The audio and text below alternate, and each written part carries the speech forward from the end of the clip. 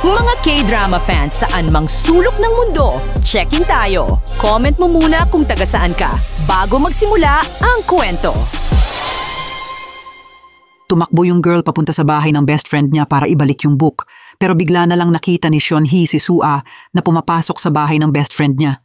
Kakatalikod lang sana ni Seon-hee nang may marinig siyang malakas na sigaw.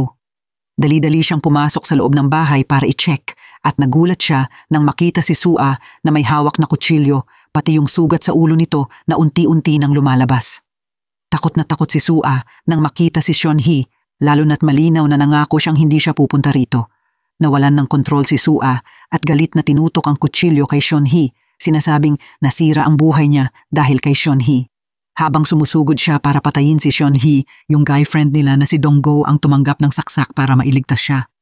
Kumalat ang dugo, nabasa ang suot niyang shirt, habang dahan-dahan siyang bumagsak sa malamig na sahig, inaabot si Seon-hee. Plano pa naman dapat niyang mag-confess ng feelings niya sa kanya ngayong araw, pero ngayon, tapos na ang lahat. Kinagabihan, pauwi si Seon-hee ng mabagal at puno ng dugo.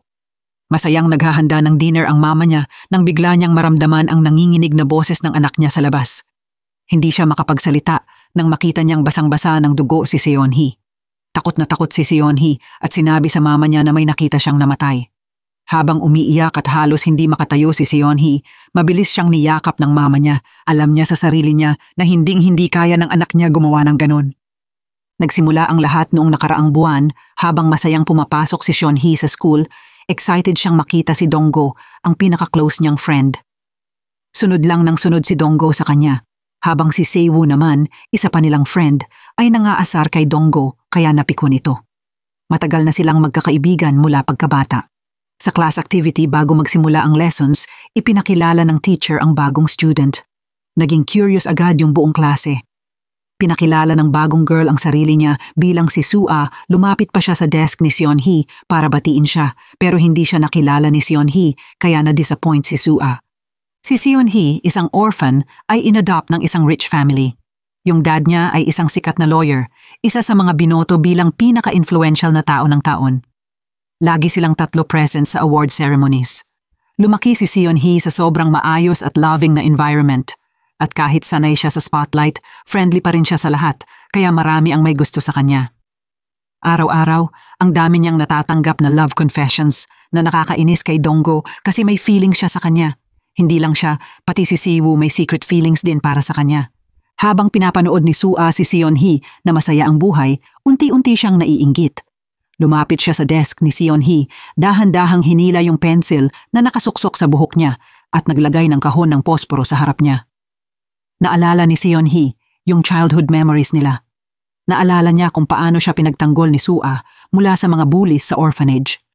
Malamig na sinindihan ni Soo-ah ang posporo at sinabing siya ang nagsusunog ng bahay sa tuwing nagsasalita siya.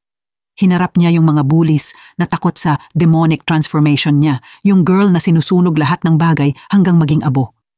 Lumaki ang apoy, natakot ang mga bullies at tumawa ng malakas si Soo-ah dahil naloko niya sila. Simula noon, hindi na sila mapaghiwalay. Si Soo-ah ang madalas mag-ayos ng buhok ni Seon-hee gamit ang pencil at tinuruan pa siya kung paano magsindi ng apoy. Pero biglang natapos ang friendship nila nang ma-adopt si Soo-ah. Bago sila maghiwalay, binigay ni Soo-ah yung kahon ng posporo kay Seon-hee. Pagkatapos nun, nawala sila ng contact. Nagulat si Seon-hee na nagkita ulit sila after so many years pero hindi na niya feel na close sila. Nagulat din siya nang malaman niyang hindi pala na-adopt si Soo-ah dahil lang sa isang aksidente, hinawakan ni Seon-hee ang kamay ni Soo-ah para i-comfort siya. Napansin ni Soo-ah yung gift na natanggap ni Seon-hee nung araw na yon at hiningi niya itong ibalik. Kinagabihan, umuwi si Seon-hee na malungkot, hindi alam kung paano i-handle ang situation nila ng dati niyang friend. Kaya nag-decide siyang humingi ng advice sa dad niya. Kahit busy, nagbigay ang dad niya ng oras para makipag-usap ng seryoso. Sinabi ni Seon-hee na may childhood friend siya pero nung nagkita sila ulit, parang may distansya na. Naiintindihan siya ng dad niya. At sinabi niyang huwag pilitin ang sarili, darating ang timing para dyan. Habang nangyayari ito, dumiretso naman si Soo-ah sa part-time job niya, pero sobrang nagulat siya nang makita niyang closed na yung place. Lumapit yung mga staff at sinabi sa kanyang nag-run away yung owner, dala pa ang 2 buwang sweldo niya. Napagod lang siya nang wala, lalo na't nakikita niya si Seonhee na dinadala ng parents niya sa school gamit luxury cars araw-araw. Dahil wala na siyang pera para mabuhay, naglakas loob si Sua na lapitan si Seonhee para manghiram. Pero naka-headphone si Seonhee kaya hindi niya narinig ang sinasabi ni Sua. Naiinis si Sua sa feeling na na-ignore siya. Nagulat si Seonhee sa reaksyon niya habang yung buong klase ay nakatingin sa kanya na parang may kasalanan siya. Napanood pa yung incident ni Kyungho at nagalit siya sa ideya na may nangbubuli kay Seonhee. Dahil sa nangyari, sobrang nahiya si Sua at naisipang mag-drop out para magtrabaho. Kahit ayaw niya dati, siya pa yung nag-insist noon na mag-aral pero nang makita niyang nakalimutan siya ni Seonhee, pakiramdam niya na traitor siya. Yung araw na inaakala niyang magiging okay, biglang nasira pagkagising pa lang noong binato ni Kyungho ng pera sa harap niya at sinabing huwag na niyang istorbohin si Seonhee tinamaan ng pride ni Sua at inisip niyang si Seonhee ang nagchismis tungkol sa sitwasyon niya. Pagkaalis ni Kyungho, sumabog na ang galit ni Sua at sinugod niya ito at ibinalik ang pera sa mukha niya na iinis, lumapit siya kay Seonhee at tinanong, "Tingin mo ba sa akin pulubi ako?" Kumalat agad ang balita na sinaktan ni Sua ang isang student, kaya napansin siya ng mga bullies na gusto siyang isama sa group nila. Pero ayaw ni Sua sa mga taong ganun, kaya tinanggihan niya sila at sinabihan pang lumayo. Kinabukasan, nag-set ng meeting si Kyungho para ayusin ang lahat. Yumuko siya at nagsorry kay Sua dahil sa misunderstanding. Nagulat si Sua sa apology niya at may naramdaman siyang kakaiba dahil doon. Pagbalik sa class, naghihintay naman si Seonhee para magsorry rin at in-invite si Sua na kumain kasama nila. Nagtanong si Sua kung pinilit ba ni Seonhee si Kyungho para magsorry at nung umamin si Seonhee na-disappoint si Sua. Para paghiwalayin sila, lumapit si Sua kay Sewoo na may feelings din kay Seonhee pero takot mag-confess dahil sa social status nila, tahimik lang si Sewoo madalas. In-encourage siya ni Sua na mag-confess at iniwan siyang naguguluhan. Kinagabihan, hinintay ni Sua si Seonhee sa labas ng community center. Gusto niyang kausapin ng private. Curious si Seonhee kaya sumunod siya kay Sua sa isang liblib na daan. Pagdating nila sa dulo, nag-ipon ng lakas si Sua para ikwento ang tragedy na nangyari noon. Nagulat si Seonhee nang makita ang peklat sa mukha ni Sua dahil yung sunog ang nagbago ng buong buhay niya. Dahil sa sunog, hindi na siya na-adopt. Sinabi ni Sua na may kinalaman si Seonhee kung bakit nangyari iyon. Noong gabi bago ma-adopt si Sua, naglalaro si Seonhee ng kahon ng posporo na binigay sa kanya ni Sua at doon nagsimula ang malaking sunog na tumupok sa orphanage. Mabilis na ilabas ang mga bata, maliban kay Sua na na-trap dahil nasa ibang room siya, kaya grabe ang mga natamo niyang injuries. Samantala, si Seonhee na siyang nakagawa ng aksidente ay na-adopt ng mayamang pamilya habang si Sua naman ay nabuhay na may permanenteng burn scars sa ulo. Hindi na mababawi ang future niya dahil sa malalang paso na yun. Lumapit si Sua kay Seonhee ng dahan-dahan. Kahit maswerte siyang nabuhay sa sunog, binago ng malaking peklat ang buong buhay niya. Lagi siyang hindi confident kapag kailangan niyang magsuot ng wig. Kahit ayaw niya ang wig, wala siyang choice kundi tiisin ito habang umiiyak. Sa puso ni Sua, ibinuhos niya ang lahat ng sisi kay Seonhee na hindi man lang naisip na yung simpleng gift na binigay niya ang magdudulot ng ganitong trahedya. Umiyak at nagsorry si Seonhee kay Sua. At ngayong nagkita sila ulit, sinabi ni Sua na unti-unti niyang sisingilin si Seonhee sa utang na ito. Kinagabihan, hindi makatulog si Seonhee dahil sa mga sinabi ni Sua. Nakararamdam siya ng guilt para sa childhood friend niya. Kinaumagahan, pagdating ni Sua sa school, nagulat siyang makakita ng isang secret letter para sa kanya galing mismo kay Seonhee. Nandoon ang apology ni Seonhee para sa nangyari noon. Hindi kasi naisip ni Seonhee dati na pwedeng may nangyaring masama kay Sua dahil sa posporo na iyon. Kahit huli na, sinabi ni Seonhee na gusto niyang ibalik ang friendship nila. Sakto namang may dumating na grupo ng bullies, curious sa nangyari kina Sua at Seonhee. Na-discover nila yung secret na tinatago ni Sua, kaya nagtawanan sila at tinakot pa na may gagawin silang masama kay Seonhee. Dahil sa pang-aasar at pagyurak sa pride niya, lumaban si Sua at sinabing layuan nila si Seonhee. Simula noon, matapos ang last class, nagkaharapan ang dalawang magkaibigan na parang nahihiya sa isa't isa. Nag-thank you si Sua sa letter, at kahit simple lang, gumaan ang loob ni Seonhee. Pauwi na si Sua nang bigla siyang harangin ng grupo ng mga thugs, mga kuya ng dalawang bullies na naghahanap ng ganti. Hinila nila si Sua sa isang sulok at pinilit silang pinapaluhod siya. Isa-isang lumapit ang mga ito para bugbugin at i-humiliate siya. Pero biglang dumating si Kyung-ho at sinuntok ang leader ng sobrang galit. Natakot ang mga tauhan dahil may naglakas loob na lumaban sa boss nila. Lumapit si Kyung-ho kay Sua para tingnan kung okay siya at nang malaman niyang safe siya, napabuntong hinga siya at iniabot ang kamay kay Sua. Hinugot ng leader ang weapon para takutin siya pero ngumiti lang si Kyung-ho na parang wala lang at sinugod sila, napalipad ang dalawang thugs. Natakot yung mga girls na nanonood dahil may taong nag-rescue kay Sua. At dahil ayaw ni Kyung-ho manakit ng babae, hinayaan niyang si Sua ang magdesisyon para sa sarili niya. Pagkatapos tumakbo ang mga bullies, dumating ang pulis. Ayaw ma-involve ni Kyung-ho kaya hinila niya si Sua at tumakbo sila palayo. Mabilis ang tibok ng puso ni Sua habang nakangiti siyang parang hinahabol ang tawag ng love. Hinahatid siya ni Kyung-ho hanggang bahay at habang nagpapaalam si Sua sa savior niya, pasimple niya itong tinitingnan habang papalayo. Naaalala ang gift na binigay ni Kyung-ho kay Seon-hee, dumikit ulit ang selos sa dibdib niya. Nagsimula ang bagong araw at pagdating niya sa class, nakita niyang nagpapapicture si Kyung-ho kasama si Seon-hee, yung tatlong mag-best friend na lagi magkasama. Para makatulong, nagsuggest si Sua na sumali si Seon-hee sa picture. Pero nagulat sila nang sabihin niyang gusto din niyang magpa-picture kasama si Kyung-ho. Tinulungan naman agad siya ni Seon-hee para makihalubilo sa iba. Kinagabihan, in-invite ni Seon-hee si Sua na mag-dinner sa kanila. Nahihiya si Sua dahil first time niyang pumunta sa bahay ng iba at napabagsak pa siya ng pagkain. Masaya naman ang parents ni Seon-hee na may friend siyang dinala at naramdaman ni Sua ang warmth ng family nila. After dinner, inalok siyang ihatid ni Seon-hee pero tinanggihan niya ng maayos. Napansin ng dad ni Seon-hee na parang may bumabagabag sa anak niya kaya nagsuggest siya ng family trip at gusto niyang isama si Sua. Kinaumagahan, habang nagtatapon ng basura, narinig ni Sua si Kyung-ho na nagsasabing si Seon-hee lang talaga ang gusto niya. Nagselo si Sua. Dahil sa galit, hinarap niya si Seon-hee at tinanong kung may meet up ba sila ni Kyung-ho. Nagulat si Seon-hee pero sinabi niyang meron nga silang plano. Bigla na lang sumigaw si Sua na huwag magpakita si Seon-hee kay Kyung-ho ngayon o tapos na sila. Napahinto si Seon-hee sa sobrang hostility ni Sua. Pagkatapos ng class, dumating si Kyung-ho para sunduin si Seon-hee pero dahil nandoon si Sua, tinanggihan ni Seon-hee. Malungkot siyang umuwi pero napansin niya ang libro na nakalimutan ni Sua.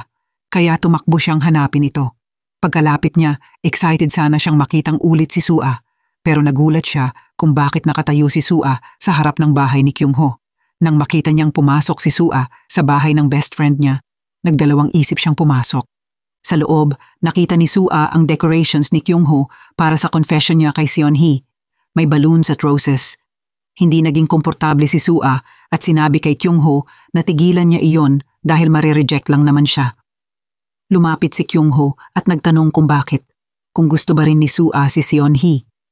Sa labas naman, matagal naghintay si Seon-hee sa wala. At nung paalis na sana siya, may marinig siyang sigaw. Sa loob, nagwala si Sua, hawak ang kutsilyo at tinutukan si Kyung-ho. Pagdating ni Seon-hee, sinugod niya ito pero hinarang ni Kyung-ho at siya ang nasaksak. Kumalat ang dugo sa sahig. Natahimik at bumagsak si Seon-hee, takot na umuwi. Nanginginig, sinabi niya sa mama niya na nawala si Kyung-ho. Hindi makapaniwala ang mama niya sa sinabi ng anak niya. Sinabi ni Seon-hee na gusto sana niyang mag-confess pero ang concern lang ng mama niya ay kung pinatay ba ni Seon-hee si Kyung-ho. Umamin si Seon-hee na nasaksak niya ito pero natakot siya kaya iniwan niya ang murder weapon sa bahay ni Kyung-ho. Tinatanong ng mama niya kung may witnesses pero itinago iyon ni Seon-hee at umiiling lang na parang wala siyang alam.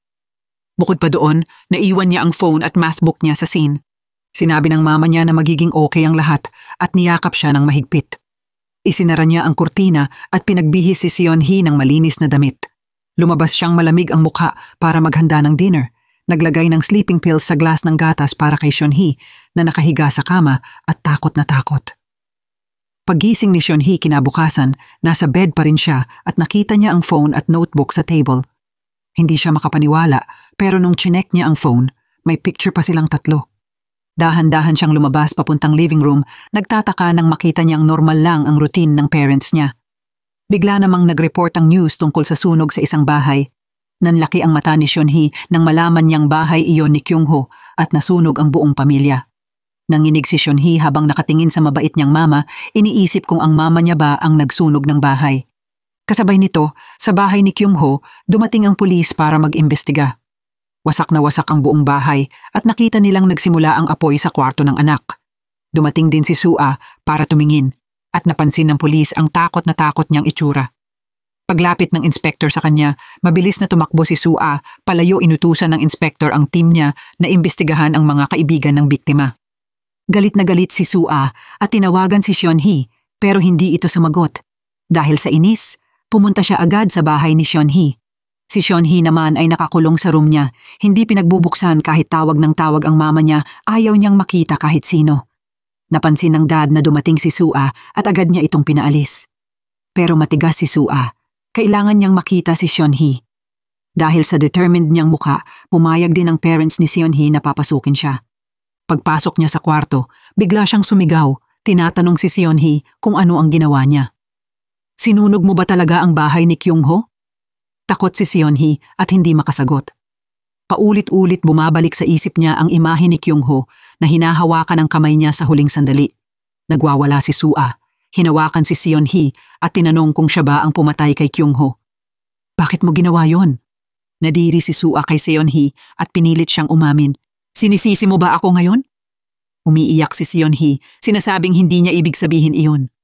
Biglang tinanggal ni Sua ang wig niya, lumapit, at ikinuwento ang lahat ng taon ng paghihirap na dinanas niya.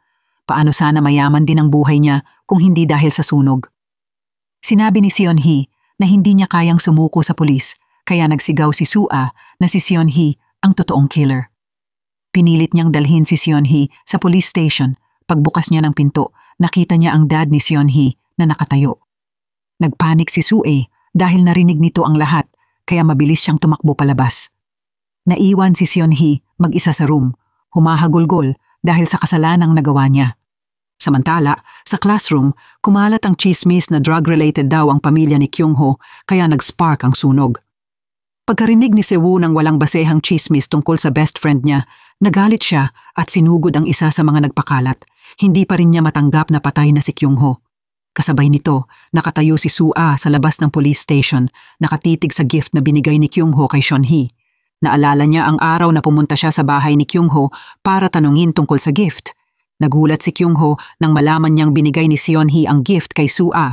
Sinamantala niya ang moment at sinabi niyang hindi gusto ni Seon-hee si Kyung-ho. Nagalit si Kyung-ho at dinepensahan si Seon-hee, sinabing ibalik ni Sua ang gift. Dahil ayaw ibigay ni Sua, lumapit si Kyung-ho para kunin ito. Pinilit niyang ibalik iyon. Tumulo ang luha ni Sua habang sinisira niya lahat ng decorations na inihanda ni Kyung-ho. Sa gulo, natanggal ang wig ni Sua at nanlaki ang mata ni Kyung-ho nang makita ang peklat sa ulo niya. Sumigaw si Sua at gumapang para kunin ang wig, nagmamakaawa na huwag siyang tingnan. Dahil sa sobrang desperasyon, nakita niya ang kutsilyo sa table at sinubukang tapusin ang buhay niya. Buti na lang naagapan siya ni Kyung-ho. At sa mismong moment na iyon, dumating si Seon-hee at doon nagsimula ang buong kaguluhan. Hanggang ngayon, isinisisi pa rin ni Sua lahat kay Seon-hee. Pauwi si Sua ng may black car na sumusunod sa kanya. Bigla itong bumilis at hinarangan siya. Bumaba ang bintana at may boses na nag-utos na sumakay siya. Samantala, pilit sinusubukan ng mama ni Seon-hee na kausapin ang anak niya at dahan-dahan itong nagbukas ng pinto. Sinabi ni Seon-hee na kung sakaling dumating ang pulis sa bahay, pero bago niya matapos ang sentence, tumalikod na ang mama niya. Pag-alis niya, tinanong ni Seon-hee ang mama niya kung balak ba nitong sabihin ang totoo. Bakit nandun yung phone at book sa table? Ano ba talaga ang nangyari kagabi sa bahay ni Kyung-ho? Umiwas ang mama niya at sinabing hintayin muna nila ang daddy bago pag-usapan. Kinagabihan, nag-overtime ang mga detectives sa police station pero wala pa rin silang makitang lead. Ang meron lang sila ay isang picture ng biktima kasama ang close friend nito. Napansin ng detective na nasa crime scene si Sua, kaya nagduda siyang may kinalaman ito sa nangyari. Bumalik kay Seon-hee ang memories niya. Noong una niyang ma-meet ang adoptive parents niya, sobrang mahiyain siya at hindi makatingin sa kanila. Pag-alis ng dalawa, sinisipan niya ang sarili na hindi siya enough. Noon lumapit si Sua at binigyan siya ng comfort. Nagising bigla si Sua at na-realize niyang nasa loob siya ng black car. May lalaking may hawak na martilyo at hinampas siya hanggang mawalan siya ng malay. Habang abala ang lalaki sa paghalo sa mga gamit, nagawa ni Sua makatakas kahit duguan ang ulo. Sa bahay, tinawagan ni Seon-hee si Sua pero walang sumasagot, kaya lalo siyang kinabahan na baka may masamang nangyari sa kaibigan niya. Bigla siyang binalikan ng mga memories ni Kyung-ho, yung masasayang moments nila.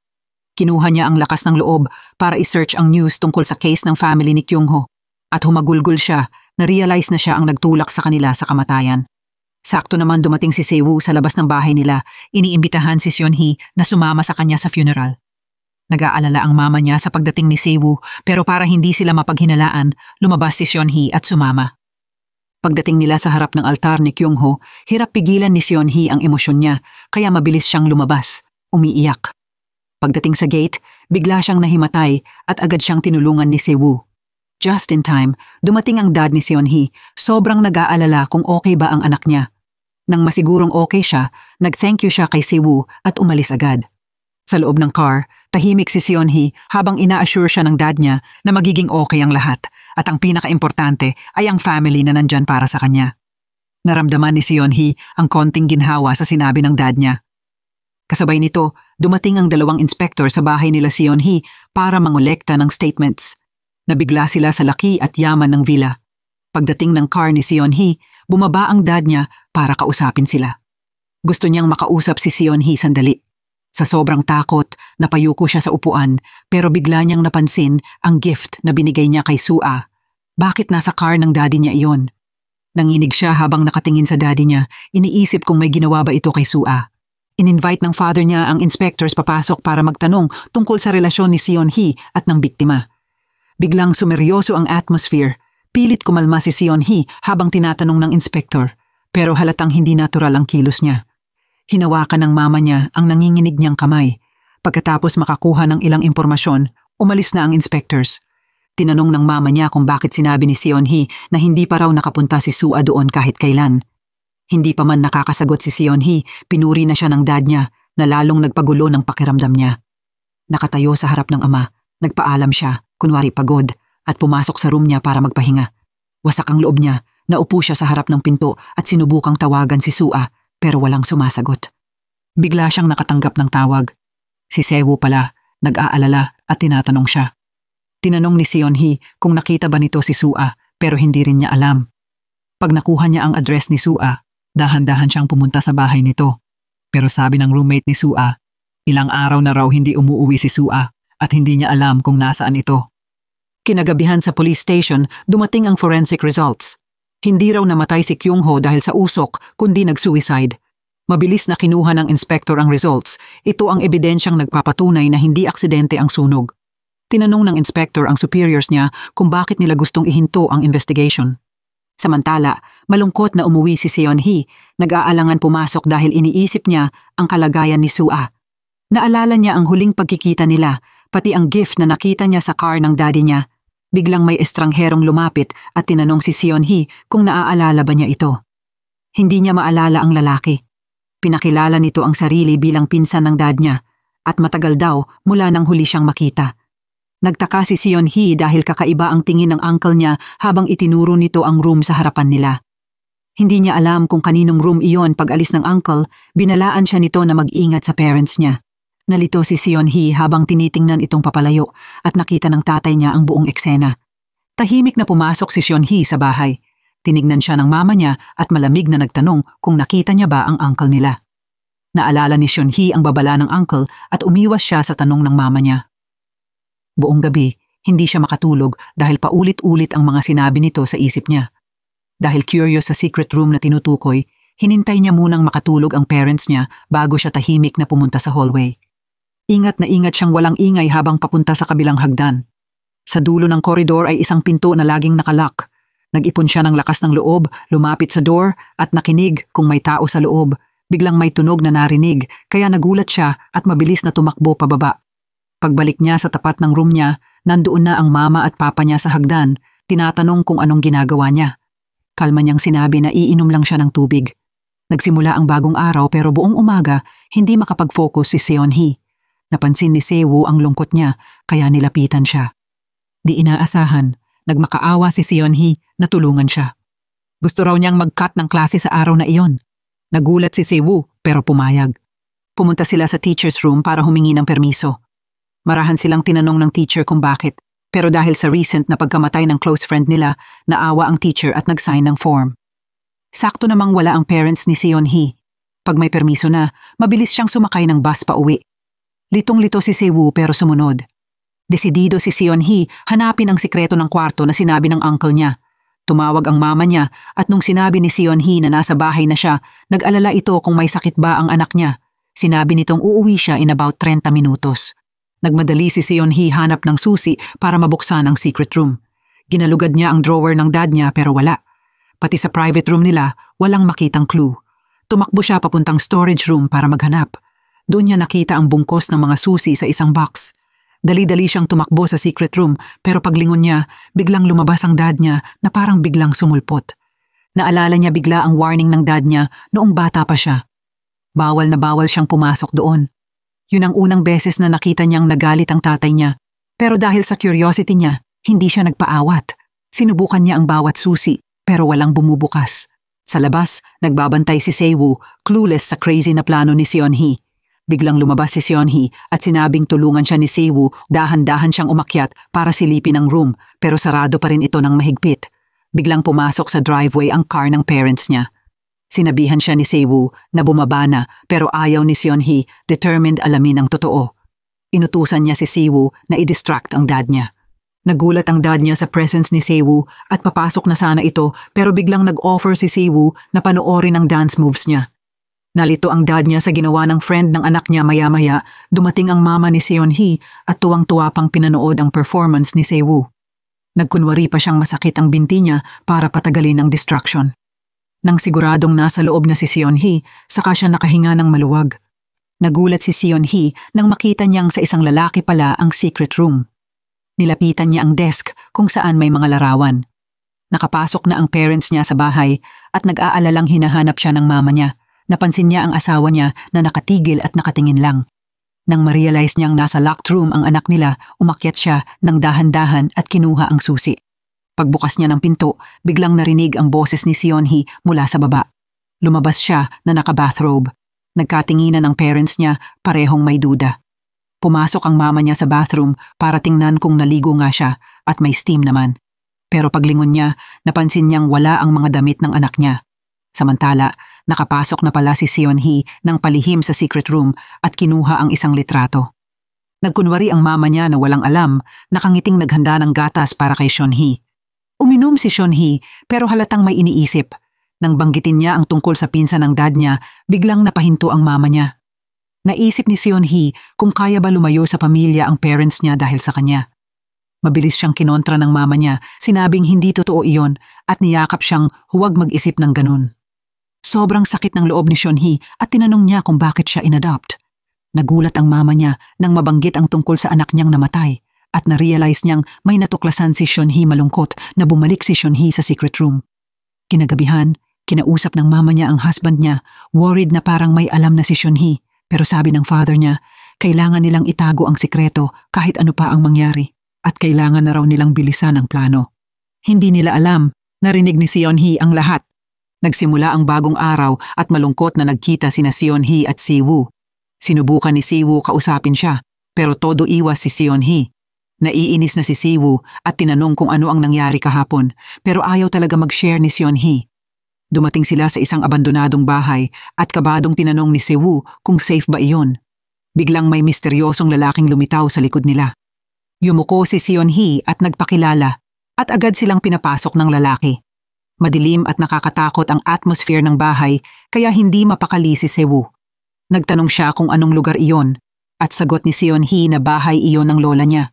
Biglang bumukas ang pinto ng living room at isang matandang babae sa wheelchair ang lumabas. Magalang na binati ni Seon-hee ang lola niya pero halatang ayaw siyang makita ng matanda at pinapaalis sila kaagad.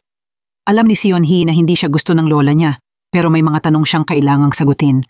Kinuha niya ang family photo at biglang nagtanong ang lola niya. Halos umiiyak kung paano niya nakuha ang picture na iyon.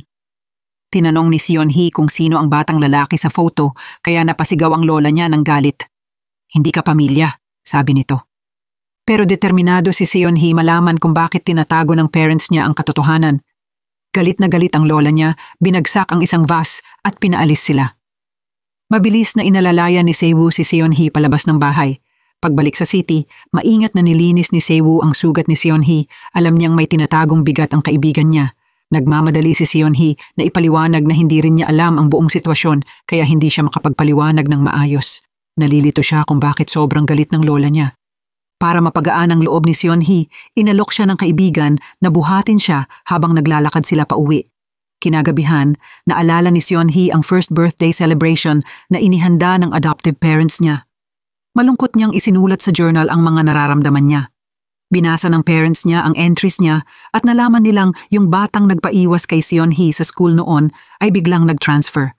Pero mas malalang balita ang umabot kay Seon-hee. Sabi ng classmates, namatay raw yung batang iyon. Sumapit ang bagong araw at maaga pa lang hinihintay na siya ni Seiwoo sa gate. Pagkaalis niya, mabilis na pumasok sa room niya ang parents niya para tingnan siya. Pinuksan ng ama ang browsing history niya at journal niya kung saan isinulat niya lahat ng sinabi niya kay Seiwoo. Samantala, may mga police officers na nagbabantay sa labas ng bahay nila dahil pinaghihinalaan nilang may kinalaman ang pamilya sa isang ongoing case. Pasimple sana nilang susundan si Seon-hee pero pinigilan sila ng higher officer. Nagpunta si Seon-hee at Seiwoo sa park kung saan nagsimula niyang ikwento ang araw na sinaksak si Kyung-ho habang inililigtas siya. Natulala si Seiwoo nang malaman ang totoo at tinanong kung bakit hindi niya sinabi sa pulis. Sinabi ni Seon-hee na hindi niya kayang gawin iyon pero hanggang dito lang ang kaya niyang sabihin. Kinabukasan, nakatanggap si Seon-hee ng text mula sa unknown number. Nagulat siyang si Soo pala iyon. Tumakbo siya palabas ng class para puntahan ito pero pagdating niya roon, nakaalis na si Soo. Sa dulo ng daan, nakita niya ang pamilyar na silhouette at nagmamadaling hinabol ito. Dahil sa sobrang focus niya, hindi niya napansin ang paparating na sasakyan. Sa critical moment, biglang lumitaw si Seiwoo at nailigtas siya. Naalala tuloy ni Seon-hee ang isang weird dream niya noong bata pa siya kung saan itinulak siya ng adoptive father niya sa bangin. Hanggang ngayon, hindi pa rin niya alam ang dahilan. Tumakbo ang driver matapos tingnan ang sitwasyon. Dinala sa ospital si Seiwoo at buti minor injuries lang. Nagsisi si Seon-hee na lagi niyang nadadamay ang iba. Sinabi ni Seiwoo na okay lang siya pero hindi raw niya kayang itago ang totoo tungkol sa sunog. Suggestion niya, mag-report sila sa pulis at pumayag si Seon-hee. Biglang napansin ni Seiwoo ang kakaiba. Yung black car na dumaan ay hindi man lang nag-slow down kahit nakita si Seon-hee. Parang may intensyon na banggain siya. Naalala bigla ni Seon-hee ang adoptive parents niya at ang gift na naiwan sa car pagkatapos ng fire incident. Nagmakaawa siya kay Seiwoo na huwag munang tumakbo sa pulis dahil may kailangan siyang i-confirm. Habang magsasalita pa lang si Seon-hee, biglang dumating ang parents niya sa hospital. Sinabi niyang okay lang siya pero napansin niya ang weird na kilos ng father niya, nakagalit ang tingin kay Seiwoo na parang may ginawang masama. Na-report sa authorities ang near-miss accident at napansin ng inspector na sunod-sunod ang cases na may connection kay Seon-hee. Kinagabihan, late umuwi ang lawyer father niya at nadaanan ng isang colleague na bumati sa kanya pinuri ang father niya sa kayang mag-solve ng cases at sa mga sacrifices na nagawa para makarating sa posisyon ngayon. Napansin ng colleague na parang may bigat sa loob niya pero ngumiti lang ang father at sinabing okay siya. Sumapit ulit ang bagong araw pero wala sa mood si Seon-hee kumain kasama ang parents niya. Biglang dumating ang pulis sa bahay nila. In-invite sila ng dad niya sa office niya kung saan sinabi ng pulis na may black car na involved sa isang hit and run. Sabi ng dad, hindi raw nag-report ang anak niya ng kahit ano. Hindi komportable si Seon-hee sa hawak ng ama. Nang biglang tanungin ng pulis kung nag-rent ba siya ng black car, naalala ni Seon-hee ang araw ng incident at biglang sumeryoso ang atmosphere defensive ang father at tinanong ang pulis kung ano ang ibig sabihin nito. Sinabi ng pulis na lumabas sa investigation na nag-rent nga siya ng sasakyan. Tumingin si Seon-hee sa ama niya, takot na takot, at napansin iyon ng inspector. Galit na nag-schedule ang father ng meeting with police kinabukasan sa law office.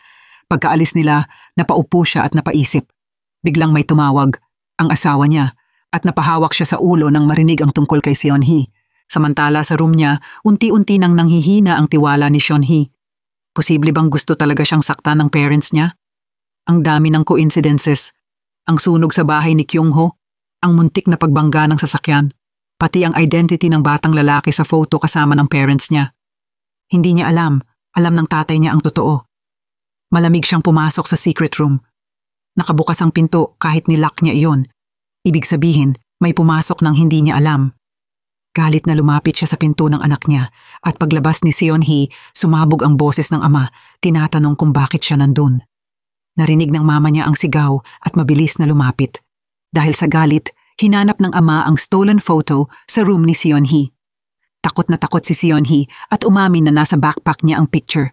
Pagkakuha ng ama niya, malamig siyang dumaan kay Seon-hee na parang wala lang. Nag-ipon ng lakas si Seon-hee at tinanong kung sino ang taong nasa photo at bakit lahat ng nangyayari ay umiikot sa parents niya, nanginginig siya at napaluhod. Tahimik na lumingon ang ama niya at sinabing natatakot din siya at nagkakagulo ang lahat dahil sa kanya. Bago niya masabi ang buong katotohanan, biglang sumingit ang mama niya. Binabalaan siyang huwag kailanman hayaang makapasok si Seon-hee sa room na iyon. Pagkatapos ng pagtatalo kasama ang parents niya, nag-reach out si Seon-hee sa uncle niya at nag-set sila ng meeting sa isang maliit na kainan sa tabi ng daan. Pagpasok ni Seon-hee, ngumiti ang uncle niya ng nakakatakot. Umupo sila para kumain at napansin niyang sobrang troubled si Seon-hee kaya nag-joke ito para kahit paano gumaan ang pakiramdam niya. Tinanong ni Seon-hee ang uncle niya kung may isa pang taong nakatira kasama ng parents niya noon. Humingi ito ng sorry bago ipakita ang police badge niya. Totoo pala, pulis siya na nagkunwalang na relative dahil sa pakiusap ng parents niya na humingi ng tulong. Matagal na niyang kilala ang father ni Seon-hee at sinabi niyang dapat tanggapin ni Seon-hee na may iba pang side ang ama niya. Kinagabihan, dumating ang pulis sa law office para mag-imbestiga. Hiningi nila ang surveillance footage at bigla nilang nakita ang black car na dumaan sa parking area. Malamang iyon ang sasakyang ng araro at tumakas pero hindi pa rin nila alam kung sino ang nagdadrive. Kasabay nito, nagulat ang ilang mangingisda nang makakita ng body part na palutang-lutang. Agad nagsecure ang pulis sa lugar at sa investigation natagpuan nila ang student ID ni Sua. Samantala, hindi alam ni Seon-hee ang nangyayari at malungkot siyang umuwi. Nakatayo ang mama niya sa pinto at tinanong kung saan siya galing. Nagsinungaling si Seon-hee at sinabi niyang kasama niya si Se-woo. Malamig siyang inutusan ng mama na pumunta sa living room kung saan bumaba ang dad niya mula sa taas dala ang study abroad documents. Dahil sa sunod-sunod na pangyayari, gusto nilang umalis si Seon-hee papuntang abroad agad-agad. Hindi naintindihan ni Seon-hee kung ano ang nangyayari. Umupo ang mama niya sa tabi niya para i-comfort siya at biglang ikinuwento ang tungkol sa batang lalaki sa litrato na anak nila at namatay sa sunog. Malinaw niyang naaalala ang araw na iyon, ang apoy na kumain sa lahat. Masakit na memorya para sa parents niya kaya hindi nila sinabi kay Seon-hee noon. Litong-lito si Seon-hee kung sino ang dapat pagkatiwalaan. Kailangan niyang malaman isang bagay. Anong ginawa ng mama niya sa bahay ni Kyung-ho noong gabing iyon? Ikinuwento ng mama niya na pagdating niya roon, buhay pa si Kyung-ho at nakatingin ito sa kanya, nagmamakaawang tulungan siya. Dahil sa takot, hindi niya nakontrol ang sarili. Bago pa man siya makatawag ng tulong, sinabi ni Kyung-ho na huwag at umalis siya bago may dumating. Mabilis na kinuha ng mama niya ang notebook at phone ng anak at umalis. Hindi niya alam ang dahilan ng sunog. Buong gabi hindi makatulog si Seon-hee, iniisip ang mga sinabi ng uncle niya. Matagal na raw niyang kilala ang father niya, pero sigurado siyang may itinatagong pagkatao ito, ibinunyag niya na dating prosecutor ang father bago bigla na lang naging lawyer. Ang secret room pala ay dating kwarto ng anak nila na namatay sa shocking arson case 13 taon na ang nakaraan. Kakaiba rin na lahat ng news tungkol doon ay agad nawala. Pinaghihinalaan ng uncle na ang ama ni Seon-hee ang prime suspect at hindi niya maintindihan kung paano ito nakaligtas sa sunog. May isa pang inosenteng taong nahuli ng mali plano ng uncle na mag-gather ng ebidensya at ilantad ang ama, pero hindi siya pwedeng maghintay habang nasa peligro si Seon-hee. Halos sumabog ang isip ni Seon-hee sa mga revelasyon. Nalaman niyang biktima rin pala ang uncle niya. Anak niya ang pinatay ng parents ni Seon-hee. Sa oras na iyon, nag-report sa news na natagpuan ang katawan ni Sua. Naniniwala ang pulis na may dumukot sa kanya. Tahimik na pinanood ng ama ni Seon-hee ang balita. Sa police station, nahihirapan ang detective tukuyin ang mastermind ng mga nangyayari. Bigla siyang nagulat nang marinig niya ang boses ni Sua na parang humaharap sa kanya, pero panaginip lang pala iyon. Pagkagising, nerbiyos siyang tumingin sa coffee cup sa desk niya. Samantala, hindi makatulog si Seon-hee at nag-research tungkol sa case 13 taon na ang nakaraan, pero wala ng records. Parang may nag-delete ng lahat. Nagsimula ang panibagong araw.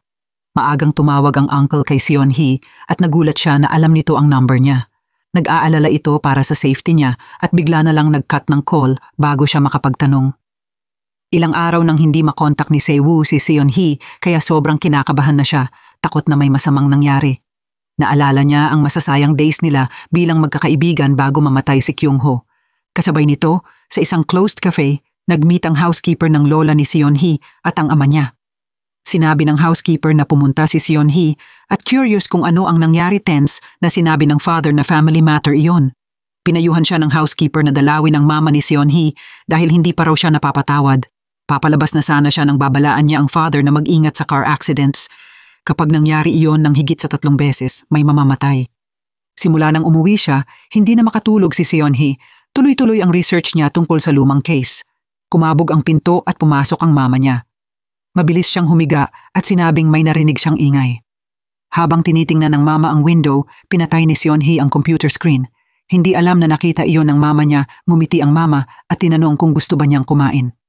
Pumayag si Seon-hee ng mahinahon. Pagbaba ng mama niya sa hagdan, biglang tumunog ang doorbell. Nasa labas si Sewoo, nagbabaka sakaling makita si Seon-hee. Nakiusap siya sa mama na makausap ito kahit sandali, pero matigas ang mama at pinaalis siya. Pagliko ni Sewoo, nag-text si Seon-hee at sinabing maghintay ito sa bahay. Habang nag-iimbestiga si Seon-hee sa old case, bigla niyang narinig ang usapan ng parents niya sa room nila. Dahan-dahan siyang bumaba papuntang kitchen.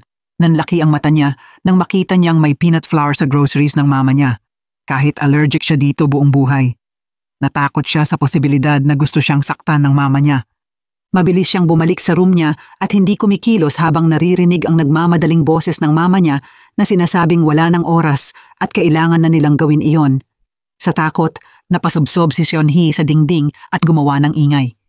Pagbukas ng mama niya ng pinto, walang tao doon. Mabilis na nagkubli si Seon-hee sa kwarto niya, halos hindi na makahinga sa sobrang takot. Samantala, nagpunta si Sewoo sa police station. Dahil sa mga nangyayari, sobrang nag-aalala siya para kay Seon-hee, kaya sinabi niya lahat sa authorities. Habang binabasa ni Seon-hee ang mga messages niya, nakaramdam siya ng kaunting pag-asa. Hindi niya alam na nasa labas na ng pinto ang mama niya, dala ang huling pagkain na ihahain kay Seon-hee. Pagpasok ng mama niya sa room dala ang bowl ng lugaw, pinagpawisan ng malamig si Seon-hee. Lumapit ang mama niya at mahinahong inalok siyang kumain at magpahinga. Nagdadalawang isip, hindi maigalaw ni Seon-hee ang kutsarang hawak ng mama niya. Bumalik sa isip niya ang mga warnings ng pulis. Nanginginig at umiiyak, tiningnan niya ang babaeng nasa harap niya, mabilis na itinapon ang kutsara at tumakbo, desperadong makatakas sa sarili niyang pamilya. Bumalik sa isip niya ang memories ni Kyung-ho, kung paano nagbago ang kapalaran nila dahil sa kanya. Napaupo siya sa sahig, pakiramdam niya wala na siyang mapagkakatiwalaan. Biglang bumuhos ang malakas na ulan at nabasa siya habang patuloy na naglalakad. Naghahanap siya ng masisilungan at tinawagan si Sewoo. Nagulat si Sewoo nang sabihin niyang tumakas siya sa bahay, umiiyak ng sobra. Hindi makapagsalita si Seon-hee nang maayos kaya tinanong siya ni Sewoo kung nasaan siya at nangakong pupuntahan siya kaagad. Bigla niyang napansin ang silhouette ng isang estranghero sa madilim na alley, kaya tumakbo siya takot, nakihalo sa mga tao. Pero paglingon niya, may kamay na tumulak sa kanya palabas sa kalsada. Isang kotse ang sumalpok, hindi na ito nakapagpreno. Nang dumating si Sewoo sa isang pharmacy malapit doon, napansin niyang may ambulance na umaalis. Nasilip din niya ang isang lalaking nakaitim na nagmamadaling dumaan. Habang hinahabol niya ito, biglang lumitaw ang ama ni Seon-hee dala ang payong. Sakto naman siyang nakatanggap ng call mula sa asawa niya. Dinala na raw sa hospital si Seon-hee, dali-dali silang pumunta sa ospital. Pagdating nila, sinabi ng pulis sa ama na kailangan nila itong makausap. Ipinagbilin niya kay Sewoo ang asawa bago sumama sa pulis. Sinabi ng pulis na nakuha nila ang dashcam footage at nakita nilang may tumulak kay Seon-hee papunta sa kalsada. Sa kwarto, nakaramdam si Seon-hee ng presensyang pumasok. Palapit ng palapit ang mga yabag, pinapangibabawan siya ng takot. Malamig na tinanong ng mama niya kung bakit buhay pa siya, sabay bigla siyang sinakal, walang pag-aalinlangan. Napasigaw si Seon-hee at umalingaw-ngaw iyon, pero panaginip lang pala iyon. Pagtingin niya sa mama niya, bigla siyang nagpanic, nag-hyperventilate at nag-seizure dahil sa sobrang takot. Agad na pumasok ang mga doktor, nagbigay ng sedative at unti-unti siyang kumalma hanggang mawalan ng malay. Nakabantay ang pulis sa labas ng room. Biglang nagising si Seon-hee, pilit na tumatawag kay Sewoo, takot na pipigilan siya ng parents niya. Nagmadali ang pulis papasok at tinanong kung ano ang sinabi niya, pero nawalan ulit siya ng malay na nigas sa gulat ang parents niya habang pinagmamasdan ng anak nila. Napasimangot ang inspektor, sayang ang pagkakataon para makakuha ng testimony. Dumating ang report. Nakita raw nilang tumakbo si Seon-hee malapit sa bahay ni Soo-ah bago ang aksidente kinabukasan. Maaga siyang nagsamon ng isang gang associate na bagong labas ng kulungan para tumulong. Pagdating ng black car sa parking lot, sinadya nitong banggain ng malakas na pahinto ang ama ni Seon-hee nang makita ang wasak niyang sasakyan.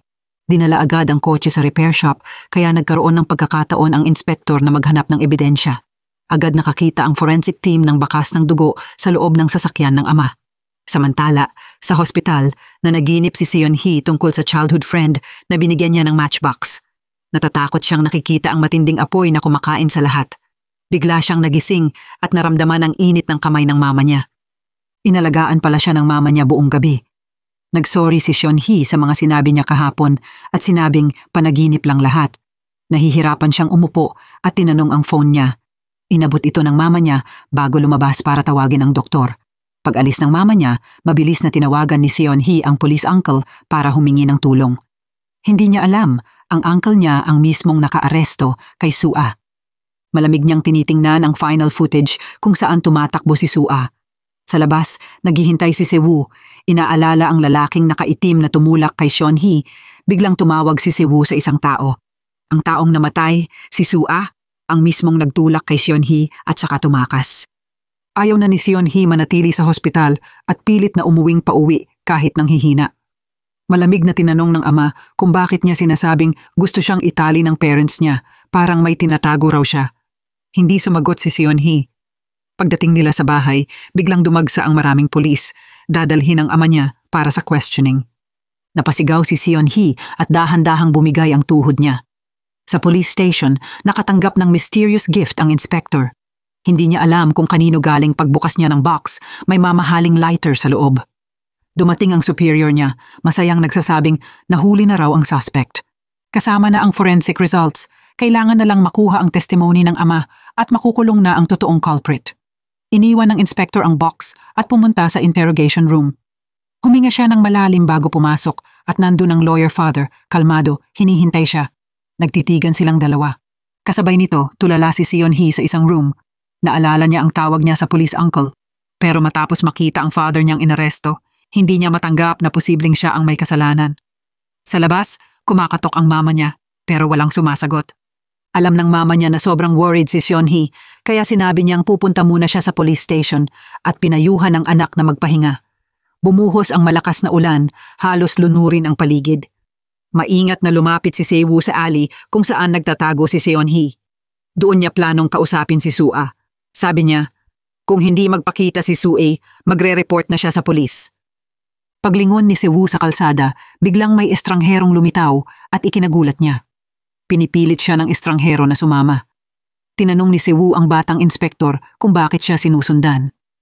Ipinaliwanag ng inspektor na nakita niya ang mga messages na ipinadala sa number ni Soo-ah. Inilahad ni Sewoo ang nangyari noong araw ng aksidente, kasama na ang nakita niyang pagtakbo ni Soo-ah sa lugar. Nagulat ang inspektor sa revelasyong iyon, pero hindi masabi ni Sewoo ang buong katotohanan. Hindi rin siya pinilit ng inspektor, sinasabing hindi si Soo-ah ang taong nakita niya. May nahanap na raw silang bakas ng dugo at na-identify na ang suspect na nanakit kay Soo-ah at malapit na raw nila itong matagpuan. Nalito si Sewoo. Sino ang taong nakita niya? Pauwi na siya nang dumaan siya sa alley na iyon. At nang bumaba ang bantay niya, biglang sumugod ang isang taong nakaitim at sinaksak siya. Nagsigawan ang mga tao, nagkaingay ang buong lugar at nakuha nito ang atensyon ng inspektor. Sino ang may gawa ng kaguluhang iyon? Kasabay nito sa police station, matigas pa rin ang tatay ni Seon-hee. Ayaw umamin kahit may dugo ng biktima sa sasakyan niya. Naiinis na ang superior dahil hindi pa rin lumilinaw ang kaso, itinuloy ng inspektor ang interrogation. Ang pinakamahalagang tanong, nasaan si Soo-ah? Hindi inaasahan, sinabi ng ama na ninakaw ang kotse niya. Napatawa ng mapait ang inspektor at tinanong kung kailan daw nawala ang sasakyan. Sagot ng ama, hindi niya alam ang eksaktong date pero mukhang noong araw ng sunog sa bahay ni Kyung-ho. Lalong naging curious ang inspektor, bakit hindi niya inireport? Ipinaliwanag ng ama na may tumawag na police officer sa kanya noon, sinasabing nahanap ang kotse sa malayong lugar. Pagkuha niya ng sasakyan, napansin niyang wala ang memory card. Ninakaw daw ng magnanakaw, nagduda ang inspektor at sinabing malamang pinautang niya ang kotse sa iba. Ngumiti ang lawyer, tinatanong kung may ebidensya ba siya. Cornered, napilitang i-end ng inspektor ang interrogation. Samantala, nagising si Seon Hee sa malakas na ingay. May bato na tumama sa bintana niya at nabasag ito. Lumabas siyang takot at nakita niya ang basag na salamin. Biglang may malakas na tunog mula sa room niya kaya nagpanik siya at tumakbo. Sa pagtakbo niya, naapakan niya ang matulis na shards at nadapa. Nang tumingin siya pabalik, may estrangherong may hawak na kutsilyo sa loob ng bahay nila. Kinaya niyang takasan ito kahit masakit ang paa niya. Nakarating sa inspektor ang balita. Sinaksak ni Sua si Sewoo. Nabigla siyang buhay pa si Sua. Binalaan siya ng mga tauhan niya tungkol sa paparating na peligro. Kasabay nito, pumunta sa police station ang mama ni Seon Hee para magbigay ng alibay para sa asawa niya. Hindi nila napansin na nasa matinding peligro si Seon Hee. Ngayon, nasa harap na ni Seon Hee si Sua, sinasabing naayos na niya si Sewoo at ang huling dapat mawala ay si Seon Hee. Kinuha ni Sua ang pala sa tabi at dahil sa galit, binugbog nito si Seon Hee hanggang mawalan siya ng malay. Pagising ni Seon Hee, nakatali siya sa kama at amoy gasolina ang buong kwarto, nagpapakaba sa kanya. Pinanood siya ni Sua habang nahihirapan at malamig na inilagay ang posporo sa harap niya. Gusto ni Sua maranasan niya ang pinagdaanan niya. Nanginginig na nagmakaawa si Seon Hee. Galit na galit si Sua at tinanong kung bakit daw siya tatraydorin. Hindi naintindihan ni Seon Hee ang ibig niyang sabihin, umiiyak siyang sinabing wala siyang ginawang masama. Tinanong niya kung ano ang nangyari kay Sua. Galit na sinisi ni Sua si Seon Hee sa pagkamatay ni Kyung Ho, hindi na nakapagpigil si Seon Hee at sinabing buhay pa si Kyung Ho nung dumating ang mama niya sa bahay. Nagulat si Sua. Ibig sabihin, ang mama niya ang nagsimula ng sunog. Galit na tinadyakan ni Sua ang upuan. Mahina pero nakita ni Seon Hee ang pamilyar na tao sa labas ng bakuran at sumigaw sa police uncle niya para iligtas siya. Nagngangalit si Sua at tinutukan ng kutsilyo ang estranghero. Pumasok ang uncle, mabagal, walang pakialam kung nasa peligro si Seon Hee. Tumawa siya nang makita niyang binubuhusan ni Sua ng gasolina ang bahay. Sumigaw si Sua, binalaan siyang papatayin niya si Seon Hee kapag lumapit pa siya. Hindi natakot ang uncle. Hinugot niya ang lighter at nang makita ni Sua ang apoy, natakot siya. Tumawa ang uncle at hinagis ang lighter. Agad nagliyab ang apoy at kumalat sa kwarto. Dahil sa takot, mabilis na tinanggal ni Sua ang tali ni Seon Hee, ayaw niyang mamatay ang kaibigan niya. Hinila ni Seon Hee ang braso ni Sua at pareho silang nagpilit makalabas, halos himatayin dahil sa usok. Sa paglabas nila, malamig na tinapakan ng uncle ang kamay ni Sua. Kinuha niya ang kutsilyo at tinutukan ito sa kanya. Nagtanong si Seon Hee, takot na takot, kung pulis ba talaga siya? Nagsorry lang ang uncle bago lumapit kay Sua, tinatakot siya na pumasok sa apoy. Tinangka ni Seon Hee kunin ang weapon pero tinamaan siya at nawalan ng malay. Habang papatayin na ng uncle si Sua sa apoy, biglang lumitaw ang batang inspektor, nakatutok ang baril sa totoong killer. Sabi ng uncle, pulis din daw siya. Pwede raw tingnan ng inspektor ang badge niya sa bulsa. Ngunit sumigaw ang inspektor na tumigil ito. Nag-alinlangan siya kung sino ang paniniwalaan. Ang police officer o ang killer na nanaksak kay Sewoo sa huli, ibinaba niya ang baril. Paglapit niya para tingnan si Seon Hee, biglang sinunggaban siya ng uncle at tinamaan. Bumagsak ang inspektor, nanginginig sa sakit habang sinusubukan niyang labanan ang killer dahil sa pag-apak sa kanya, nawalan siya ng lakas. Nang tumakas si Sua, sinundan siya ng killer at tinutukan siya ng baril. Sinasabing mula ngayon, siya ang pumatay ng police officer, umalingaw-ngaw ang putok ng baril at bumagsak si Sua.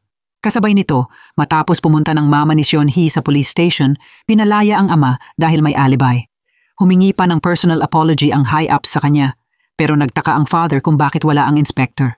Sinabi ng higher-ups na nasa daan ito papuntang hospital dahil critical si Sewoo. Nagulat ang ama at nagmadali sila papunta roon. Sinabi ng inspektor na critical si Sewoo, pero ang ikinabahala ng ama ay ang katotohanang buhay pa si Sua. Tinawagan ng mama ni Seon Hee ang bahay pero hindi sumagot ang anak nila. Doon napagtanto ng inspektor ang babala ni Sewoo. Ang susunod na target ay si Seon Hee. Nagmamadali silang tatlo pa uwi habang inuutusan ng inspektor ang mga tauhan niya na puntahan agad ang lokasyon ni Seon Hee. Pagdating nila, nakita nilang nagliliyab na ang buong bahay, halos abo na lang ang natira. Abala ang mga bumbero sa pag-apula ng apoy. Napahinto ang ama sa pagkabigla nang hindi niya makita si Seon Hee, matindi rin ang tinamo ng batang inspektor. Ginamit ng ama ang lahat ng lakas niya para sumugod sa apoy at hanapin ang anak niya, pero pinigilan siya ng mga bumbero. Samantala, dinala na ng salarin si Seon-hee. Sa unang pagkakataon, nabunyag ang nakakaawang nakaraan ni Sua. Bata pa lang siya, kinidnap na siya ng grupo ng masasamang tao. Ang mga bata roon ay binebenta ng mga magulang nila o kaya'y mga ulila tulad ni Sua. Sinabi ng mga kontrabida na darating kinabukasan ng bangka na magdadala sa kanila sa black market, nagsigawan sa iyak ang mga bata. Pero si Sua, tahimik lang, pinag-aaralan ang paligid. Pagsapit ng gabi, ginising sila ng mga thug at inutos na sumakay sa van. Pagdating ng turn ni Sua, biglang may sumigaw na paparating ang pulis sa gulo, mabilis siyang nagtago sa ilalim ng truck.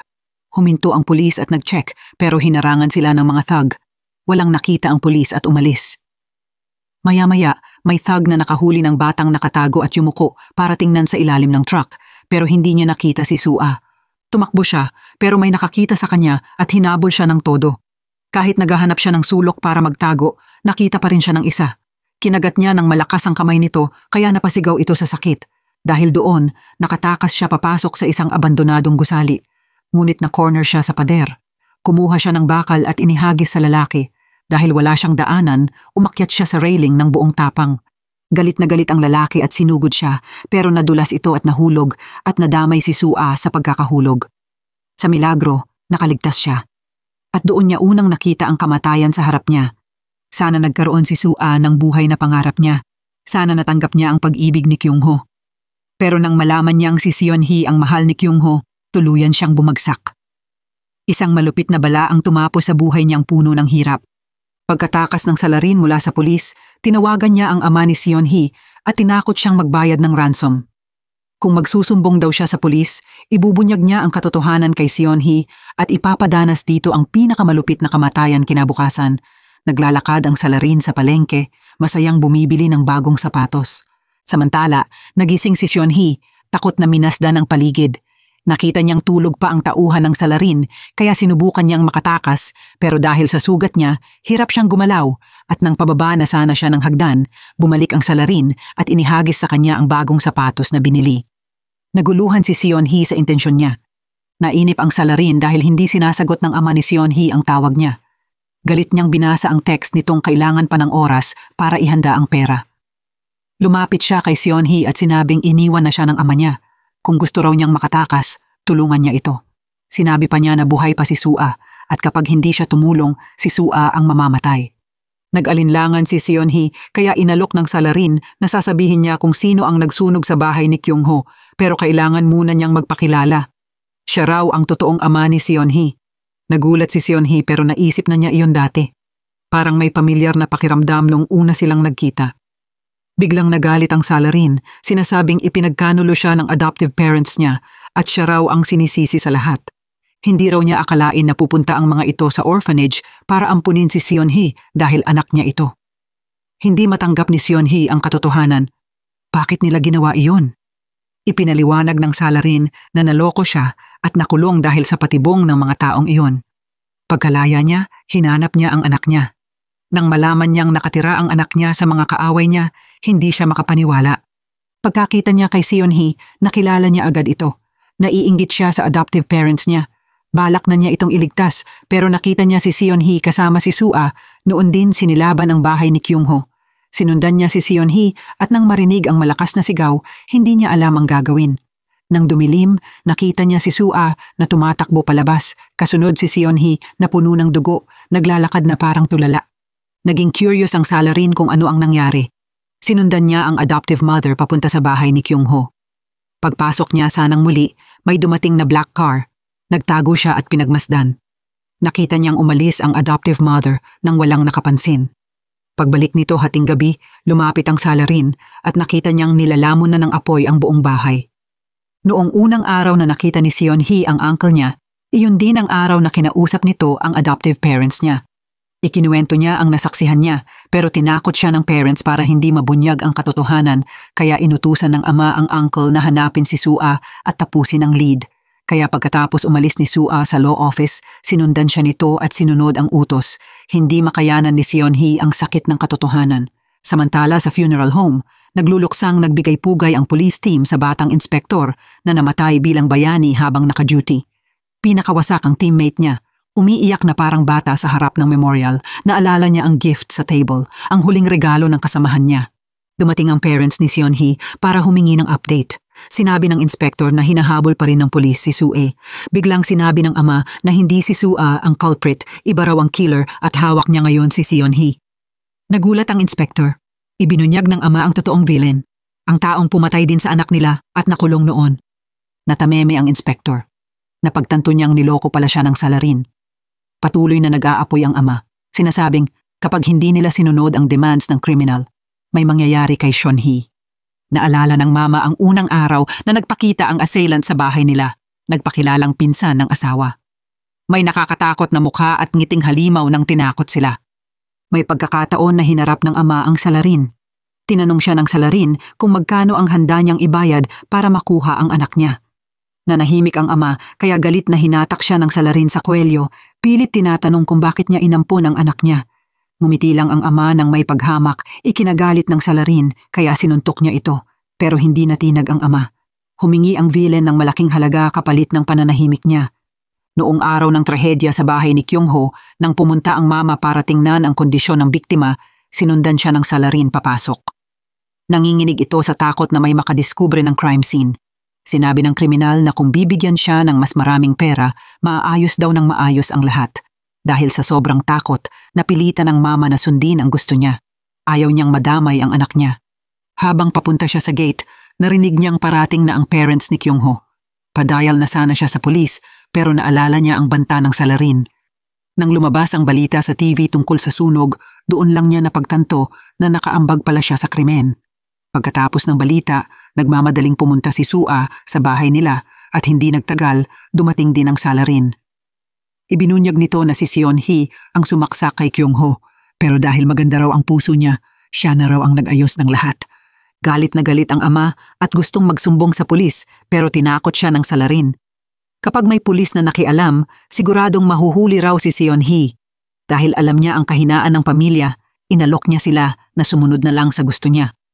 Lumapit ang salarin sa kwarto ni Seon-hee at hindi sinasadyang narinig ang usapan ng dalawang bata. Pinipressure pala si Seon-hee ng isang kasabwat. Nagulat ang ama sa narinig at ngumiti ang salarin habang nagtatago. Nang lumabas si Sua, hiniram ng salarin ang kotse ng ama para puntahan ang kasabwat na guluhan ang ama kung anong plano ng kriminal. Kinabahan siya nang makita niyang sinundan nito si Sua. Sa sobrang galit, hinatak ng ama ang salarin sa kwelyo, tinatanong kung bakit niya sinunog ang bahay ni Kyung-ho. Tinulak siya ng salarin at sinabing kung gusto niyang mabuhay ang anak niya, dapat siyang umamin. Nahiya ang ama sa sarili dahil hindi niya mapigilan ang kriminal. Ang hustisyang hawak niya buong buhay ay nanginig. Dahil sa paulit-ulit na pagbabanta, napagod din ang mama. Alam niyang allergic sa peanuts ang salarin, kaya naghanda siya ng peanut flour para dito, wala na siyang balikan. Gusto niya nang mawala ng tuluyan ang salarin. Sa unang pagkakataon, narinig ng inspektor ang magkabilang panig. Pagkatapos magpakatatag, tinanggap niya ang katotohanan at tinanong kung nasaan si Seon-hee sa oras na iyon, nakakadena siya sa isang abandonadong bahay malapit sa dagat. Naiinis na ang salarin habang papalapit ang oras ng pagdating ng ama. Hindi niya alam na nakaabang na ang mga sniper sa paligid ng bahay. Kasabay nito, papunta na rin doon ang inspektor at ang parents ni Seon-hee.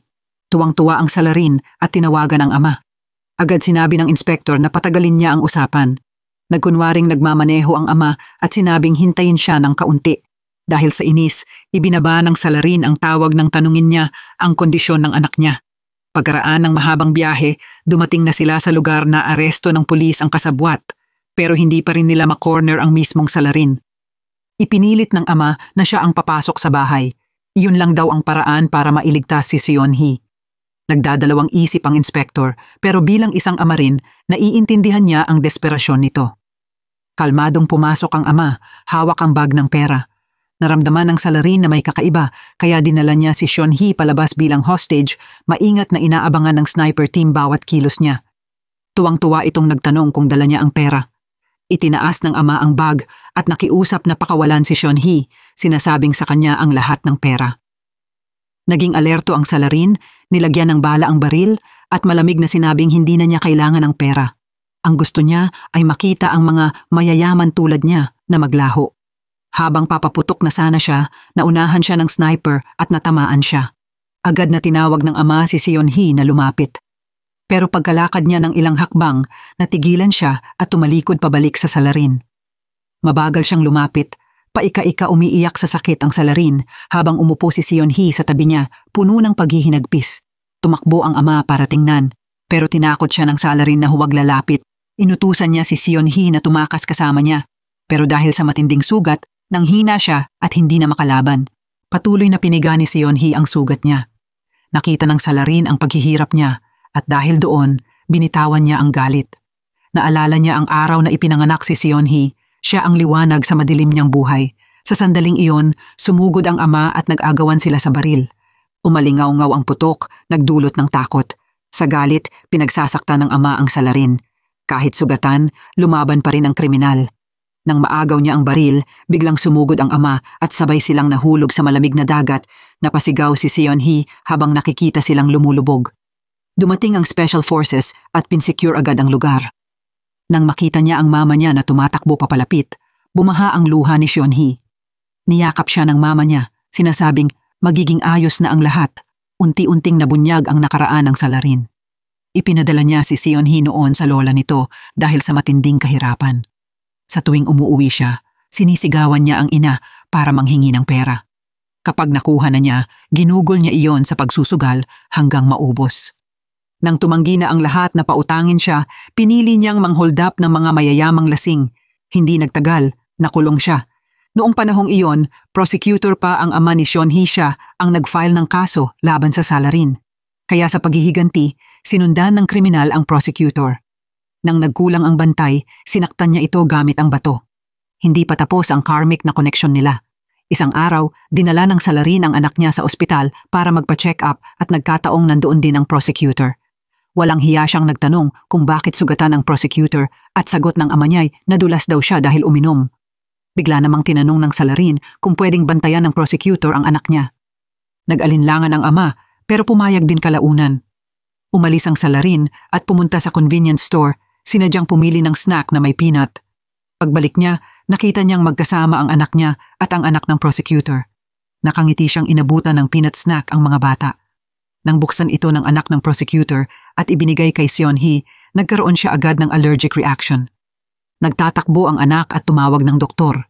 Ginamit ng salarin ang mga panlilinlang para makakuha ng pera mula sa prosecutor. Pati ang anak niya, ginawa niyang instrumento. Naunawaan ng ama na konektado ito sa anak niya, kaya binayaran niya agad ang hospital bills ni Seon-hee. Pagkatapos noon, walang hiya pang humiling ang salarin na tulungan siyang makabili ng insurance. Hindi lang ang ama ang pinuntahan niya, pati ang workplace ng ina na walang kaalam-alam sa tunay niyang intensyon. Inanyayahan pa siya ng ina, kasama ang anak niyang babae, para mag-dinner sa bahay nila. Dinala ng salarin ang anak niya at isang bouquet ng bulaklak, naiinggit habang nakatingin sa maluwang nilang bahay at sa family picture. Habang kumakain, biglang nagpakita ng kakaibang kilos ang salarin. Natouch siya sa kabaitan nila at napaluha. Paulit-ulit niyang ikinuwento ang mga kamalasan sa buhay niya, umaasang makuha ang simpatya ng ama. Dahil gusto siyang tulungan, pumayag ang ama na kumuha ng insurance para sa buong pamilya niya. Lalong sinamantala ng salarin ang pagkakapareho ng pangalan nila para magpanggap bilang prosecutor. Pero mabilis ding nabuking ang pagpapanggap niya. Nahuli siya ng gang leader at hiningian ng pera, pero nadiskubre nitong ginastos na niya lahat. Nalaman din ng leader na nagbebenta na siya ngayon ng insurance. Nakiusap ng paulit-ulit ang salarin, pero lumala ang kondisyon ng nanay niya gayunpaman. Sapat pa ang isip nito para maunawaan ang balak ng anak. Noong nakaraan, pinapirma niya ang nanay niya sa life insurance contract. Pati si Seon-hee ay ginawa rin niyang insured. Natakot ang ina para sa apo niya. Pero hindi siya pinakinggan ng salarin at tinakot pa siyang huwag tatawag ng pulis. Kung hindi ay hindi raw niya ito patatahimikin. Isinama niya si Seon-hee sa pier para maglaro at habang lumalapit ang bata sa tubig, pinag-isipan niyang saktan ito. Pero nang lumingon ang inosenteng bata, hindi niya nagawa. Tumawag ang gang leader, sinasabing natunton na nila ang lokasyon niya. Tinanong pa kung nasaan ang ina at bakit anak lang ang kasama. Sinabihan siyang ituloy na ang plano dahil sila raw ang magiging saksi para lokohin ang insurance. Dumating ang pamilya ng prosecutor at nagulat silang makita roon ang salarin.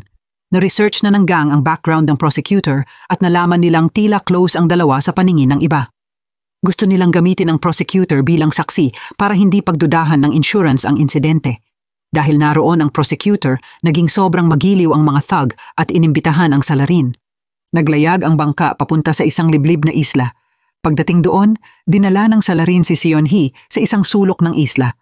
Kahit takot si Seon-hee sa tubig, pinatayo niya ito sa gilid ng bangin plano niyang itulak ang anak niya sa tubig pero naiisip lang niya iyon, hindi niya magawa. Biglang lumitaw ang anak ng prosecutor, tinatawag si Seon-hee pabalik. Nanatiling nakatigil ang salarin, hindi makagalaw.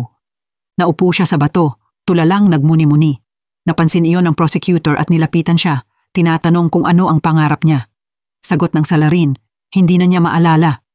Sabi ng prosecutor, ang anak niya ang pangarap niya.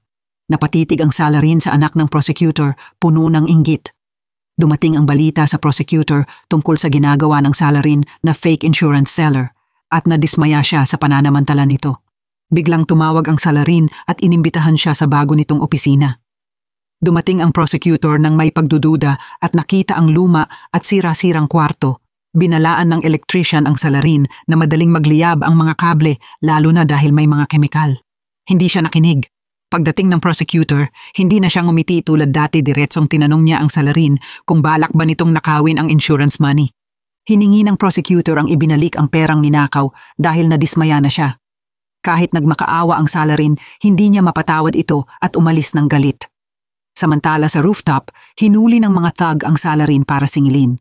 Binugbog nila siya ng sobra at kinaladkad palabas ng balcony. Nagmamakaawa siya pero binalaan siyang may 3 araw lang siya. Kapag hindi niya maibalik ang pera, masasama ang mangyayari. Pumunta ang salarin sa ospital kung saan nakita niya ang nanay at anak niya. Pagising ng nanay niya, nagpanik ito dahil wala si Seon-hee.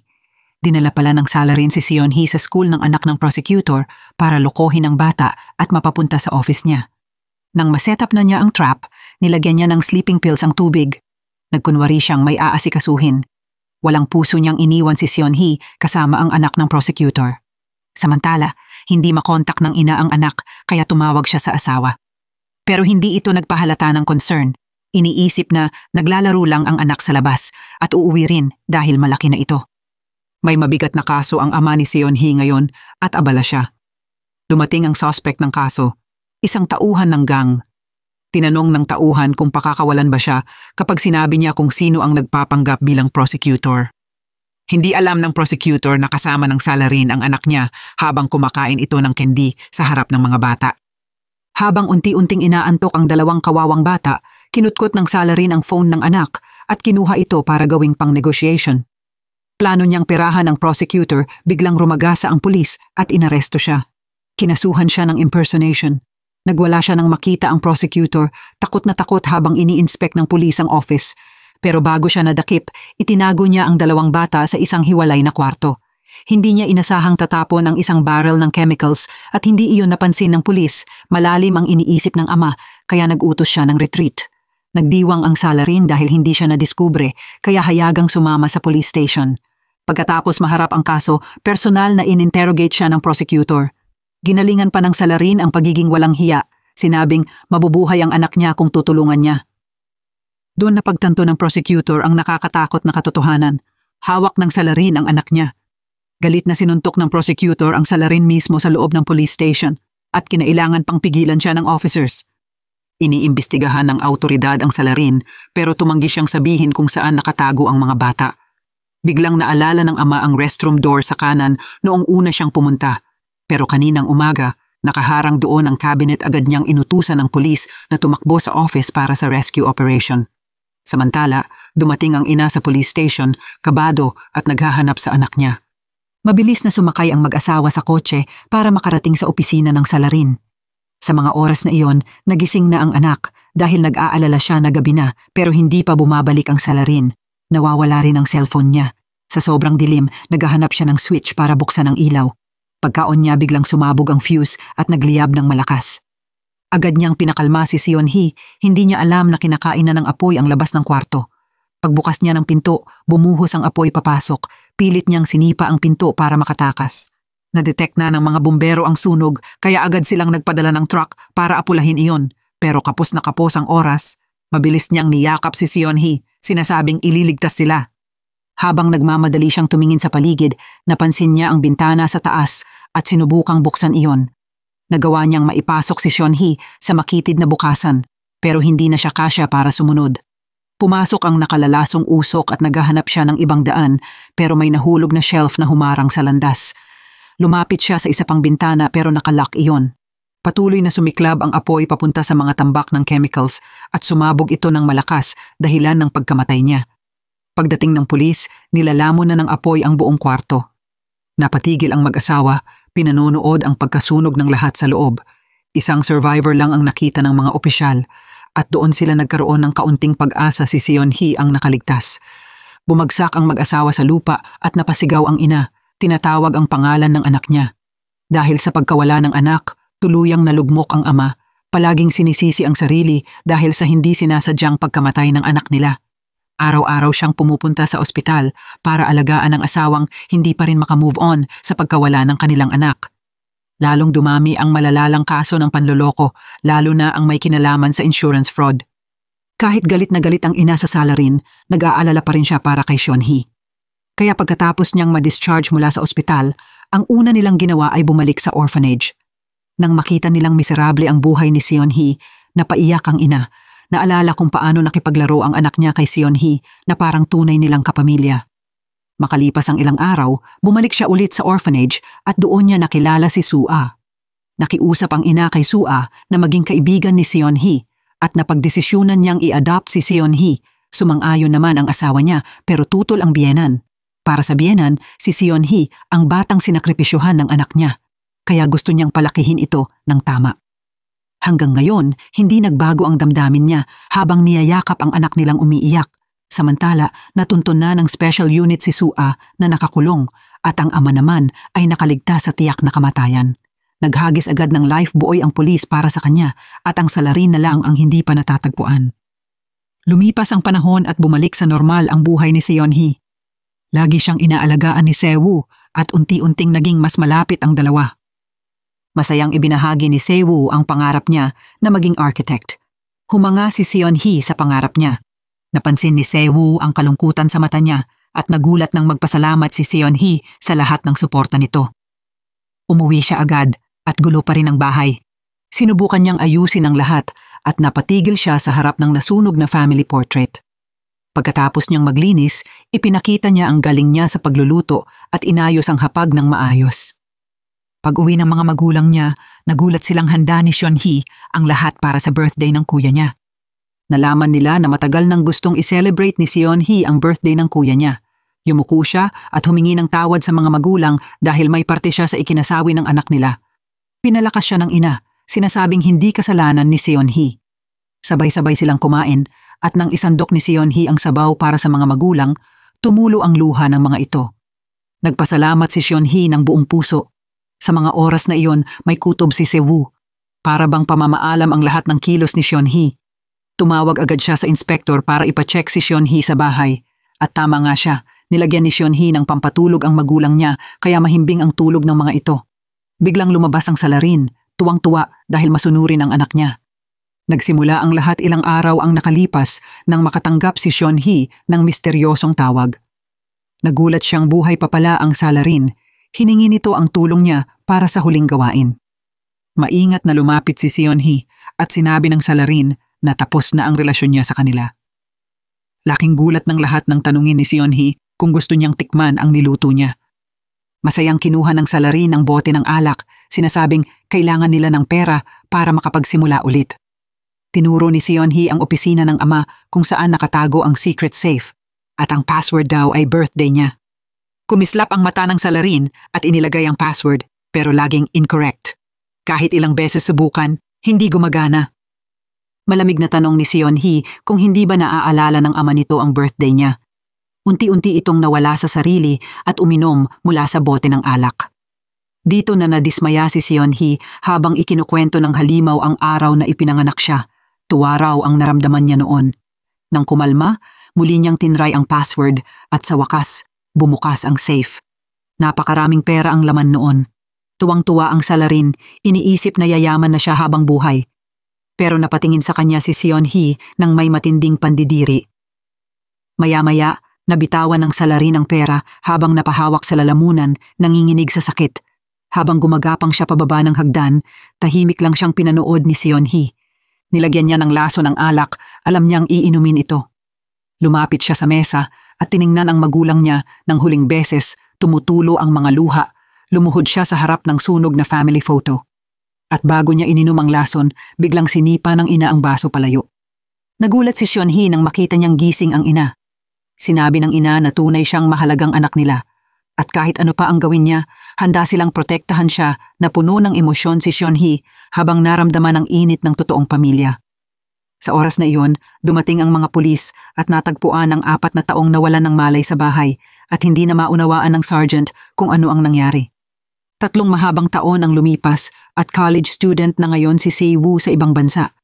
Kapag may free time siya, nagpapadala pa rin siya ng mga sulat kay Seon-hee. Ang dating bahay na tinitirhan ni Seon-hee ay na-renovate ng maganda at parehong malusog pa rin ang kanyang mga magulang.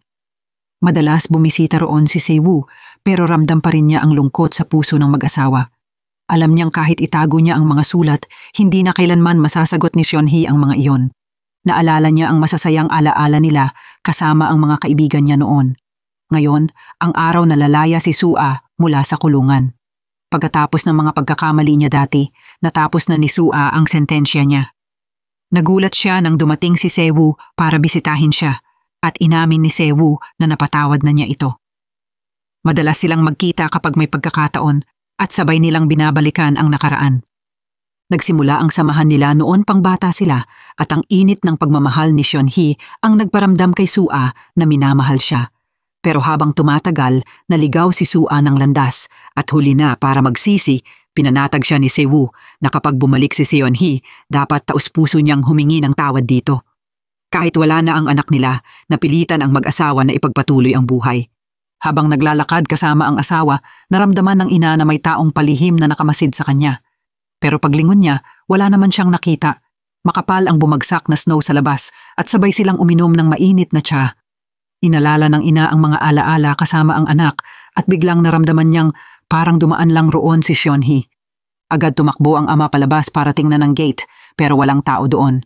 Madalas tama ang kutob ng mga magulang kaya nagmadali silang tumakbo sa kalsada hanggang sa nakita nila ang isang pamilyar na figura. Lumingon si Seon-hee at tumulo ang luha ng tuwa sa maliit niyang muka. Sinalubong siya ng yakap ng kanyang mga magulang at humingi siya ng tawad dahil pinag-alala niya sila. Tinanong niya kung naging masaya ba ang buhay nila nang umalis siya pero kahit magkalayo sila, palagi niya silang iniisip. Doon niya napagpasyahang bumalik para makita sila. Hinimok siya ng mga magulang na manatili, sinasabing iyon ang totoong tahanan niya. Hindi niya napigilang umiyak, hindi alam kung ano ang dapat niyang gawin. Naramdaman ng ama ang bigat ng konsensya dahil tinago niya ang lahat noon. Lahat ng tao sa kwentong ito ay nagkamali. Pero may isang bagay na hindi nagbago. Ang pagmamahal ng pamilya, lumapit ang ina para yakapin si Seon-hee at muli silang nabuo bilang pamilya. May isa pang bagay na gustong gawin ni Seon-hee. Nagsulat siya ng liham para sa kanyang lola. Umaasang dadalo ito sa family photoshoot. Nang mabasa ng lola ang liham na pinaghirapan ni Seon-hee, nakaramdam siya ng matinding pagsisisi dahil nilayuan niya ang pamilya noon. Napagtanto niyang napakatapang ni Seon-hee. Sinabihan siya ng butler na huwag palampasin ang pagkakataong iyon dahil maaari itong maging daan para maayos ang lahat. Araw ngayon ng family photoshoot at handang-handa na ang mag-asawa habang hinihintay ni Seon-hee ang lola sa labas. Biglang bumukas ang pinto at halos tumalon sa tuwa si Seon-hee nang makita ang lola niyang dumating. Maingat niyang inalalayan ito papasok, ikinagulat ng mga magulang niya na hindi na nila nakikita ng ilang taon. Sa wakas, humingi ng tawad ang lola sa anak niya. Lubhang naantig ang ama habang pinagmamasdan ang pagbabago ng kanyang ina at muling tumibay ang ugnayan ng pamilya.